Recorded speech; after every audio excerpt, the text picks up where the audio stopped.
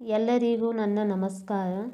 ನಾವು ಇವತ್ತು 5ನೇ ತರಗತಿಯಲ್ಲಿ ಬರುವಂತಹ ದಶಮಾಂಶ ಭಿನ್ನರಾಶಿಗಳು ಅಧ್ಯಾಯ 4 ಅಭ್ಯಾಸ 4.2 ಲೆಕ್ಕಗಳನ್ನು ಬಿಡಿಸೋಣ. 1ನೆಯ ಪ್ರಶ್ನೆ, ಕೆಳಗೆ ಕೊಟ್ಟಿರುವ ಭಿನ್ನರಾಶಿಗಳನ್ನು ದಶಮಾಂಶ ಭಿನ್ನರಾಶಿಗಳಾಗಿ ಬರೆಯಿರಿ. ಇದರಲ್ಲಿ 1ನೆಯದು 8/10. ಇದನ್ನು ನಾವು ದಶಮಾಂಶ ಭಿನ್ನರಾಶಿಯಾಗಿ ಬರೆಯಬೇಕು. ಮೊದಲು ಇಲ್ಲಿ ಅಂಶದಲ್ಲಿ 8 ಇದೆ, ಇದನ್ನು ನಾವು 8 ಬರೆದುಕೊಳ್ಳೋಣ.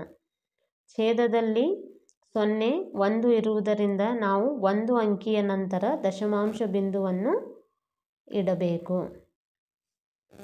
ಇಲ್ಲಿ ಉತ್ತರ 0.8. ಹಾಗೆಯೇ ಎರಡನೆಯದು 7/10.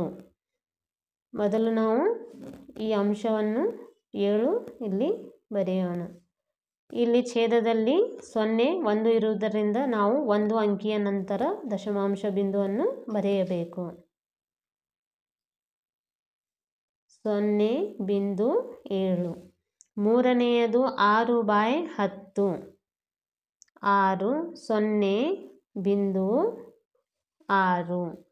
ನಾಲ್ಕನೆಯದು 16/10 ಈ ಅಂಶವನ್ನು ಹಾಗೆಯೇ ಇಲ್ಲಿ ಬರೆದುಕೊಳ್ಳೋಣ. ಇಲ್ಲಿ ಛೇದದಲ್ಲಿ 1, 0 ಇರುವುದರಿಂದ ನಾವು 1 ಅಂಕಿಯ ನಂತರ ದಶಮಾಂಶ ಬಿಂದುವನ್ನು ಬರೆಯಬೇಕು. 1.6. ಐದನೆಯದು 42/10 ಮೊದಲು ಇದು ಹೇಗೆ ಇದೆ ಹಾಗೆಯೇ ಅಂಶವನ್ನು ಇಲ್ಲಿ ನಾವು ಬರೆದುಕೊಳ್ಳೋಣ. 42. ಇಲ್ಲಿ ಛೇದದಲ್ಲಿ 0, 1 ಇದೆ, ಹಾಗಾಗಿ ನಾವು 1 ಅಂಕಿಯ ನಂತರ ದಶಮಾಂಶ ಬಿಂದುವನ್ನು ಬರೆಯಬೇಕು. 4.2. ನೆಕ್ಸ್ಟ್ 83/10 ಇದು ಹೇಗಿದೆ ಅಂಶ ಹಾಗೆಯೇ ಇಲ್ಲಿ ಬರೆದುಕೊಳ್ಳೋಣ. 83. ಛೇದದಲ್ಲಿ 0, 1 ಇದೆ, ಹಾಗಾಗಿ ನಾವು 1 ಅಂಕಿಯ ನಂತರ ದಶಮಾಂಶ ಬಿಂದುವನ್ನು ಬರೆಯೋಣ. 8.3. ನೆಕ್ಸ್ಟ್ 7/100. ಹೀಗಿದ್ದಾಗ ನಾವು ಮೊದಲು ಈ 7ಅನ್ನು ಅಂಶದಲ್ಲಿರುವುದನ್ನು ಇಲ್ಲಿ ಬರೆದುಕೊಳ್ಳೋಣ.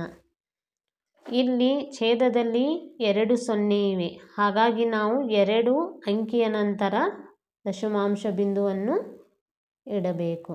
ನಾವು ಈ 1, 2 ಈ 2 ಅಂಕಿಯ ನಂತರ ದಶಮಾಂಶ ಬಿಂದುವನ್ನು ಬರೆಯೋಣ. 0.07. ನೆಕ್ಸ್ಟ್ 72/100. ಮೊದಲು ನಾವು 72 ಬರೆದುಕೊಳ್ಳೋಣ. ಇಲ್ಲಿ ಛೇದದಲ್ಲಿ 2 0 ಇವೆ, ಹಾಗಾಗಿ ನಾವು 2 ಅಂಕಿಯ ನಂತರ ದಶಮಾಂಶ ಬಿಂದುವನ್ನು ಬರೆಯಬೇಕು. ಇಲ್ಲಿ ಉತ್ತರ 0.72. ನೆಕ್ಸ್ಟ್ 861/100 ಇದು ಅಂಶ ಹೇಗಿದೆ ಹಾಗೆಯೇ ಇಲ್ಲಿ ಬರೆದುಕೊಳ್ಳೋಣ. 861. ಇಲ್ಲಿ ಛೇದದಲ್ಲಿ 2 0 ಇವೆ, ಹಾಗಾಗಿ ನಾವು 2 ಅಂಕಿಯ ನಂತರ ದಶಮಾಂಶ ಬಿಂದುವನ್ನು ಬರೆಯಬೇಕು. 8.61. ನೆಕ್ಸ್ಟ್ 162/10 ಇದು ಅಂಶ ಹೇಗಿದೆ ಹಾಗೆಯೇ ಇಲ್ಲಿ ಬರೆದುಕೊಳ್ಳೋಣ. 162. ಛೇದದಲ್ಲಿ 1 0 ಇದೆ, ಹಾಗಾಗಿ ನಾವು 1 ಅಂಕಿಯ ನಂತರ ದಶಮಾಂಶ ಬಿಂದುವನ್ನು ಬರೆಯೋಣ. 16.2. ನೆಕ್ಸ್ಟ್ 141/100. ಇಲ್ಲಿ ಛೇದದಲ್ಲಿ 2 0 ಇರುವುದರಿಂದ ನಾವು 2 ಅಂಕಿಯ ನಂತರ ದಶಮಾಂಶ ಬಿಂದುವನ್ನು ಬರೆಯಬೇಕು. 1.41. ನೆಕ್ಸ್ಟ್ 1461/100 1461. ಇಲ್ಲಿ ಛೇದದಲ್ಲಿ 2 0 ಇವೆ, ಹಾಗಾಗಿ ನಾವು 2 ಅಂಕಿಯ ನಂತರ ದಶಮಾಂಶ ಬಿಂದುವನ್ನು ಬರೆಯಬೇಕು. 14.61. ನೆಕ್ಸ್ಟ್ 1/2. ಹೀಗಿದ್ದಾಗ ಛೇದದಲ್ಲಿ 10, 100 ಹಾಗೂ 1000 ಇದ್ದಾಗ ನಾವು ದಶಮಾಂಶ ಭಿನ್ನರಾಶಿಯನ್ನು ಬರೆಯಲು ಸಾಧ್ಯ. ಹೀಗಿದ್ದಾಗ ನಾವು ಮೊದಲು ಅಂಶವನ್ನು ಹಾಗೂ ಛೇದವನ್ನು ಒಂದೇ ಸಂಖ್ಯೆಯಿಂದ ಗುಣಿಸಬೇಕು.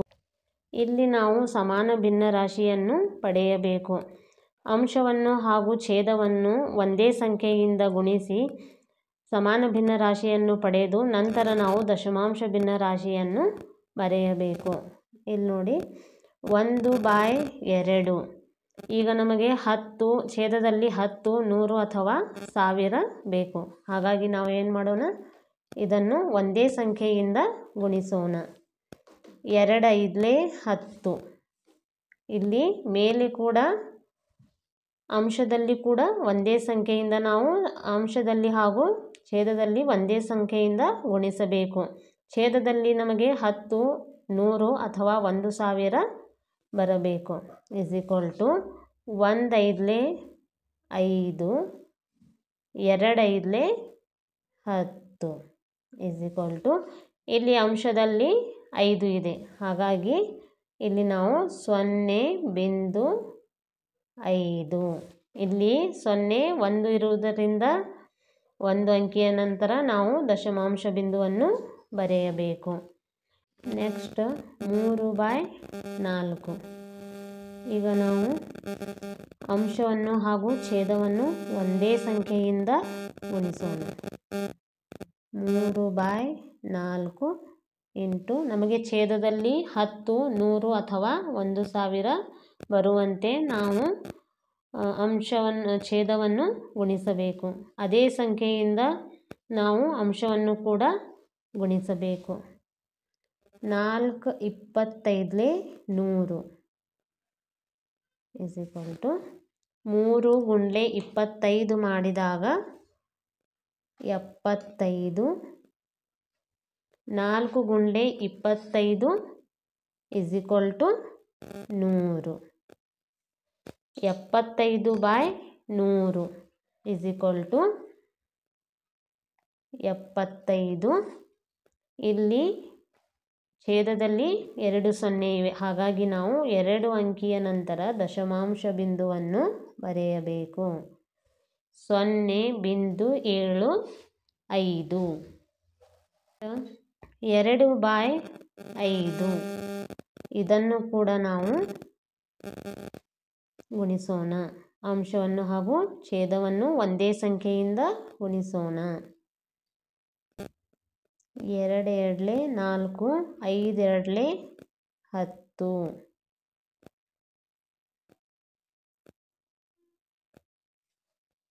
ನಾಲ್ಕು ಬೈ 10. 2 2 4, 5 2 10. ಇಲ್ಲಿ ದಶಮಾಂಶ ಭಿನ್ನರಾಶಿ 0.4.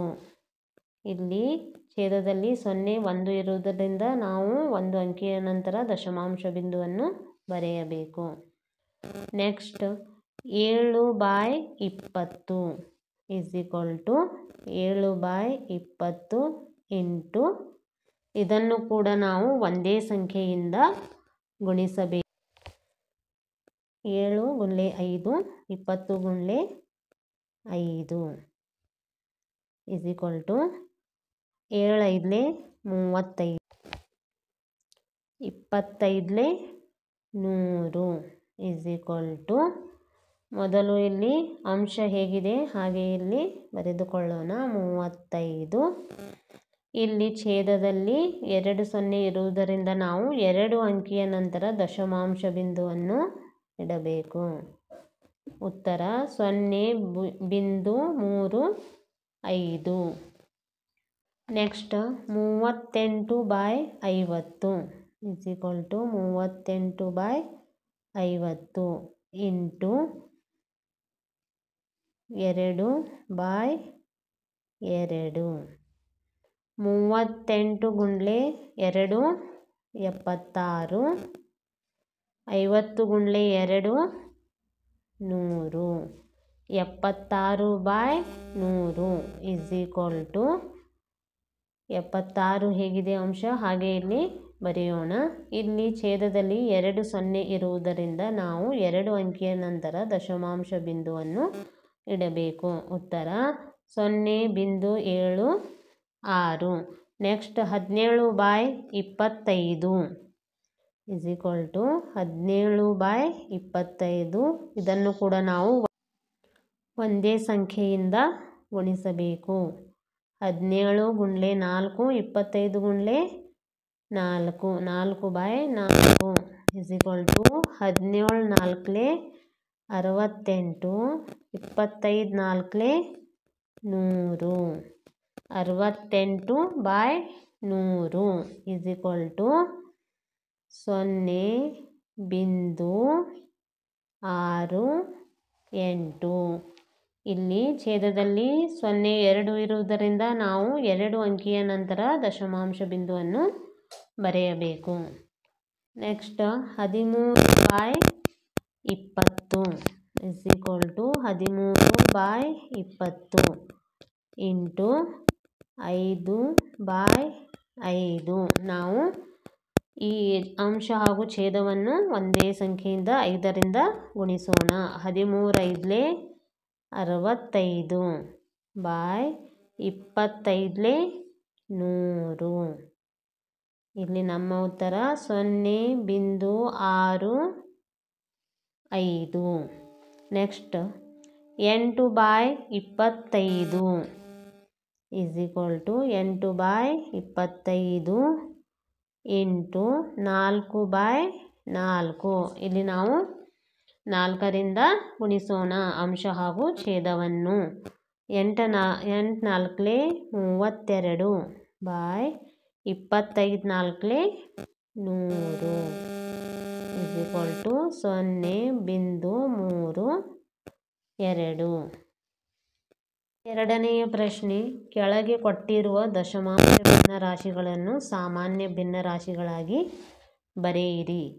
ಇದರಲ್ಲಿ ಒಂದನೆಯದು 0.7. ಇದನ್ನು ನಾವು ಸಾಮಾನ್ಯ ಭಿನ್ನರಾಶಿಯಾಗಿ ಬರೆಯೋಣ. ಇಸ್ ಈಕ್ವಲ್ ಟು ಮೊದಲು ನಾವು ಅಂಶದಲ್ಲಿ 7 ಬರೆದುಕೊಳ್ಳೋಣ.